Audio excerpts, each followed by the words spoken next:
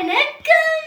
இன்று நான் உங்கள் முன்னிலையில் யார் மனமும் புண்படுத்த வேண்டாம், நல்லுறவை அளித்திட வேண்டாம் எனும் LMSV நிறுவனம் என்னை போன்ற சிறுவர்களின் வாழ்வை பலப்படுத்துவதற்காக யார் மனதையும் புண்படுத்த கூடாது, நல்ல உறவை அழித்து விடக்கூடாது, களவு பொய் என்பவற்றை செய்யக்கூடாது எனும் உன்னதமான கருத்துக்களை எமக்கு கூறுகின்றது. தீயினால் சுட்ட புண் உள்ளாரும் ஆறாதே நாவினால் சுட்டவடு எனும் வள்ளுவரின் வாக்கிற்கமைவாக நாம் அனைவரிடத்திலும் இனிய சொற்களை கூறி பேச வேண்டும். இதன் மூலமாக சிறுவர்கள் முதல் பெரியோர் வரை அனைவரும் மகிழ்ச்சியாக வாழ முடிகின்றது.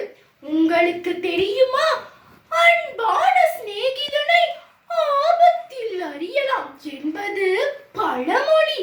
அதற்கமைவாக எம்மிடையே நாம் நண்பர்களை தெரிவு செய்யும் பொழுது கவனமாக இருக்க வேண்டும்.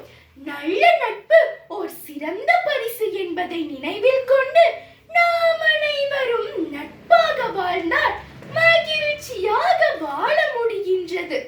உங்களுக்கு தெரியுமா, உண்டு இல்லை என பாராது எம்மிடம் இருப்பதை பிறரிடம் பகிர்வதன் மூலமாக ஏற்படும் மகிழ்ச்சி தனியானது.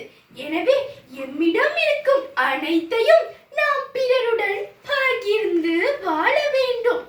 தீயோரை காண்பதுவும் தீது, தீமை மிக்க தீயார் சொல் கேட்பதும் தீது. இது ஔவையாரின் வாக்கு. அதற்கமைவாக நாம் தீய செயல்களை செய்யவே கூடாது. அதிலும் பெற்றோரிடத்திலும் ஆசிரியரிடத்திலும் பொய் கூறும் செயலை முற்றாக தவிர்க்க வேண்டும். களவு செய்வது மிகப்பெரிய பாவமாகும். எனவே நாம் இந்த தீச்செயல்களை தடுக்க